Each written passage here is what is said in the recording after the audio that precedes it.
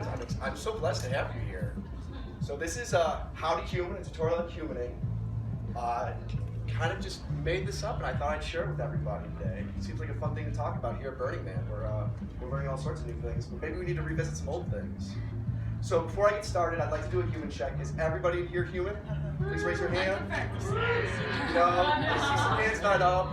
I also, if your hand's not up or you just raised it to feel like you're part of the group, look around. If somebody looks a little bit like you, I hate to break it to you, you're probably having a human experience. And even if you don't identify as human, that's okay, we accept you too. Just realize we're going to be learning about humaning today. So, the first and cardinal rule of humaning, this is really important. I'm going to have to revisit this a little bit. Don't forget you're human while human. It's something that we keep seeing in this world over and over again, and it really is upsetting to me and others, I think. That we forget that we're human while we're living our lives and giving our space to be human. And part of this cardinal rule is don't forget that others are human when you're humaning.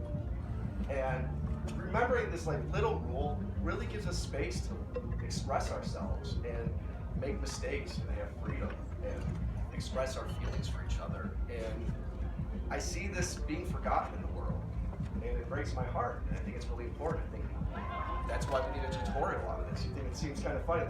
I've been human my whole life, right?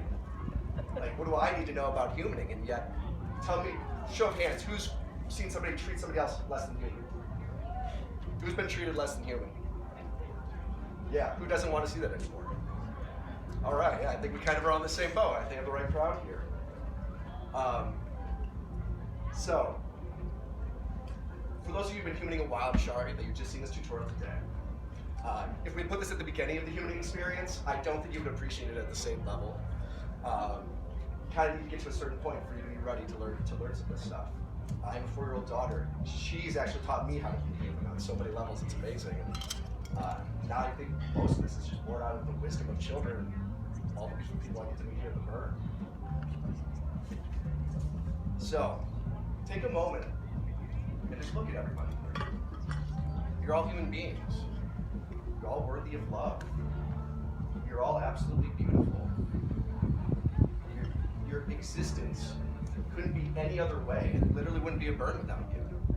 Couldn't burn without you fuckers. Love you guys. But remember that we're all human. And one of the things we have to take away from this is sometimes we have to remind others that they're human. And that's one of the first powers I hope you take from this. That cardinal rule comes with responsibility, but it's also a power that lets people know, hey, it's not okay to treat somebody less than human. It's also not okay to treat yourself less than human. Or maybe give somebody a hug, be like, it's all right. We make mistakes. That's part of this experience. We're not perfect. We're flawed. So one of the first things you get here, okay, what's the controls of being human? And the truth is, you control almost nothing in this world. You don't control where you're born. You don't control your skin color, your eye color, your hair color.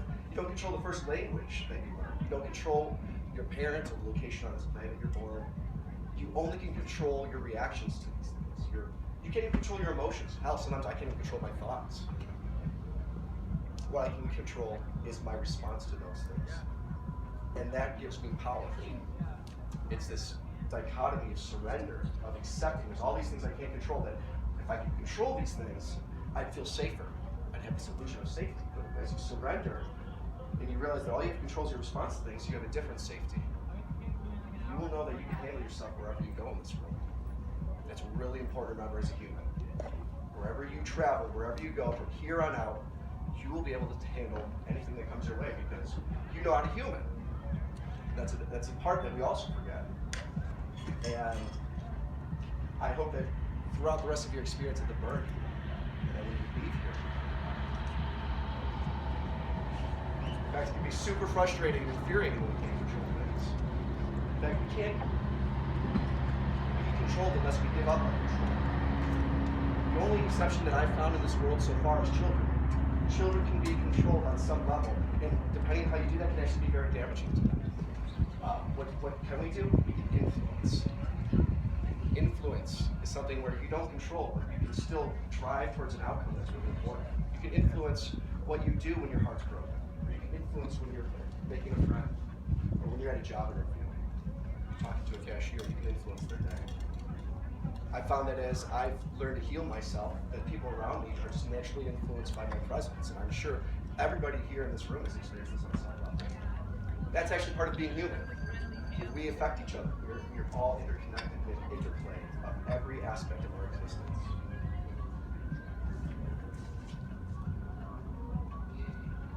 So let's get down to like some important stuff. I'm going to ask everybody to stand up.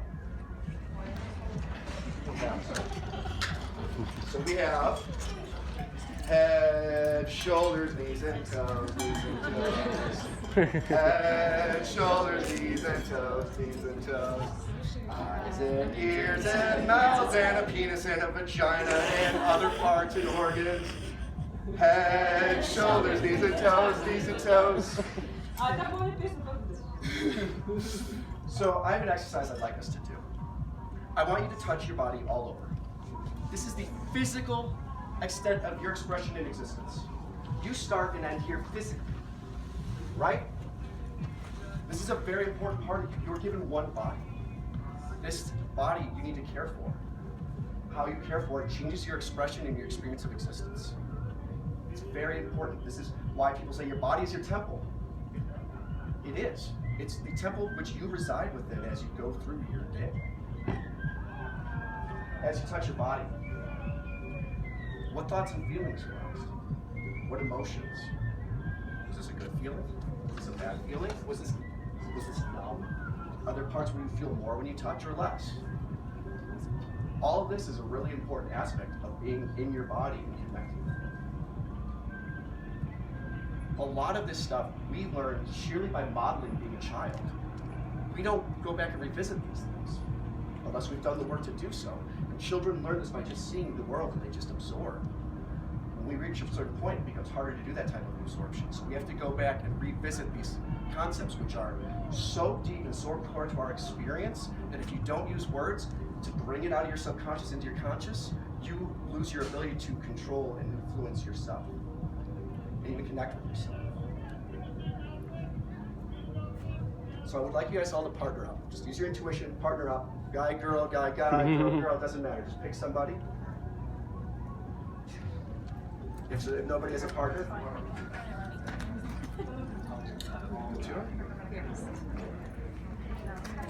all right. All right, so here's what we're going to do. Ask your partner for consent if you may touch them. My consent. And then negotiate how and where you're going to touch each other. It could be as simple as a handhold, touching fingers. If you're really, would you like to be my partner? It does not have to be anything dramatic, but it can be as dramatic as you want. And then I want you guys to just touch each other's bodies wherever you have negotiated.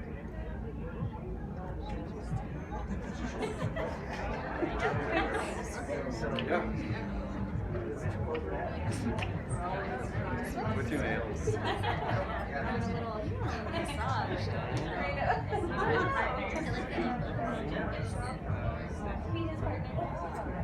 So when you two are feeling each other, I want you to think about something else. You are touching the physical boundary of somebody else's experience of being human. You are touching your boundaries physically. And vice versa. Now it seems pretty easy. You're touching them, they're touching you. There's actually 4 things going on. Would you mind joining me? Yeah, just hold your hands.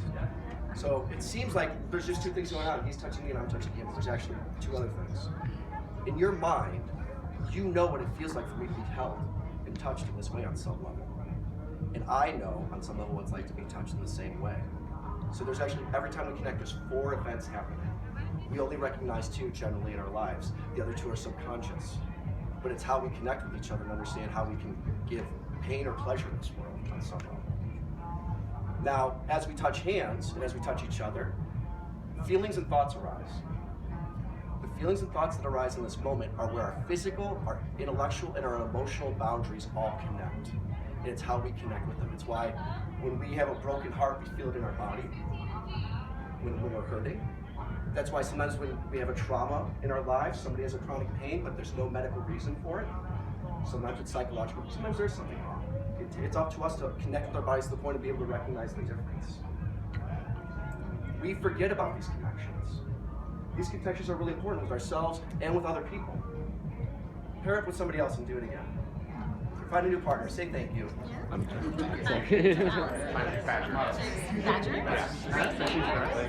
Sure, there's a backstory. You can pick 3 people. There's not Oh. A little bit switched out. But I'm learning to do stuff. How do you want to touch?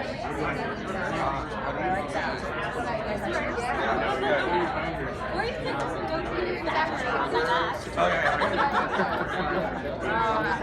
That's good, guys. Go Badger.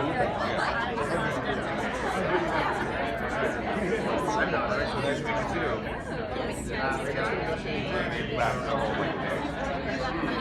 Yeah, I did know on the way out.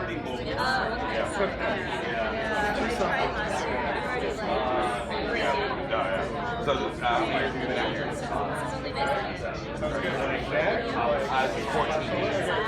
Yeah. Consecutive, yeah.